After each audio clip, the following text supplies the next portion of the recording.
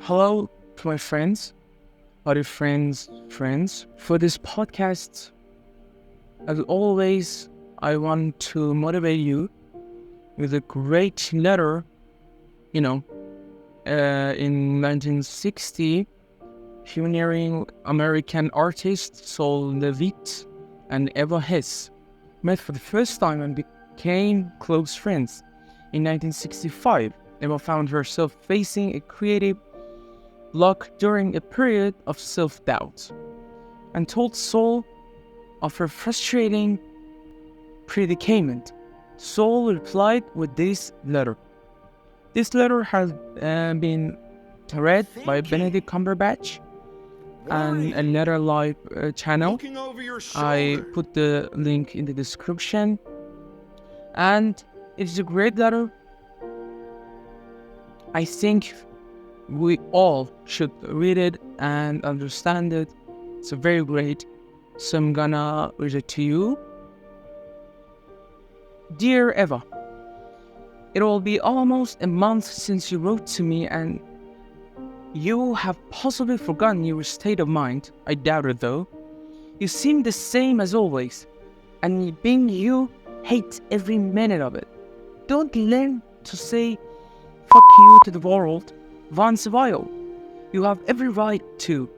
Just stop thinking, worrying, looking over your shoulder, wondering, doubting, fearing, hurting, hoping for some easy way out, struggling, grasping, confusing, itching, stretching, mumbling, bumbling, grumbling, humbling, stumbling, numbling, rumbling, gambling, tumbling, scumbling, scrumbling, hitching, hatching, bitching, moaning, groaning, honing, boning, horse shitting, hair splitting, nitpicking, piss triggling, nose sticking, ass gouging, eyeball poking, finger pointing, alleyway sneaking, long waiting, small stepping, evil eyeing, back stretching, searching, perching, smirching, grinding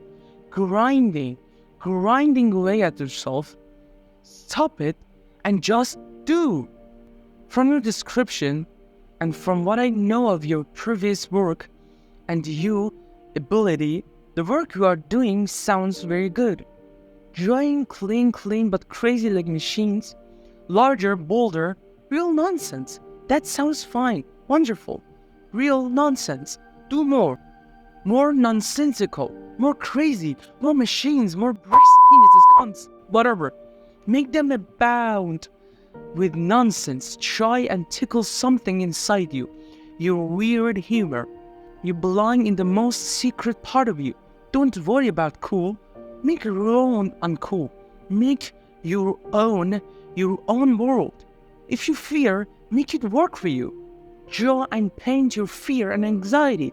And stop worrying about big, deep things such as to decide on a purpose and way of life, a consistent approach to even some impossible end or even an imagined end. You must practice being stupid, dumb, unthinking, empty. Then you will be able to do.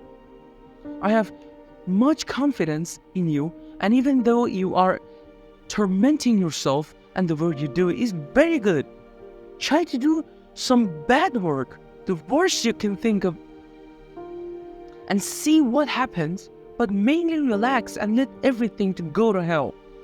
You're not responsible for the world. You're only responsible for your work. So do it. And don't think that your work has to conform to any preconceived form, idea, or flavor. It can be anything you want it to be. But if life would be easier for you if you stopped working, then stop. Don't punish yourself. However, I think that it is so deeply ingrained in you that it would be easier to do. It seems I do understand your attitude somewhat. Anyway, because I go through a similar process every so often. I have agonizing reappraisal on my work and change everything as much as possible. And I hate everything I've done and try to do something entirely different and better. Maybe that kind of process is necessary to me. punishing me and on. The feeling that I can do better than that shit I just did. Maybe you need your agony to accomplish what you do. And maybe it goads you on to do better. But it is very painful, I know. It would be better if you had the confidence just to do this stuff and not even think about it. Can't you leave the world and art alone and also quit fondling your ego? I know that you or anyone can only work so much and the rest of the time you are left with your thoughts.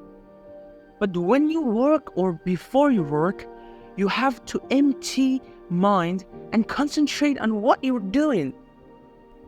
After you do something, it is done and that's that. After a while, you can see some are better than others, but also you can see what direction you are going. I'm sure you all know that. You also must know that you don't have to justify your work.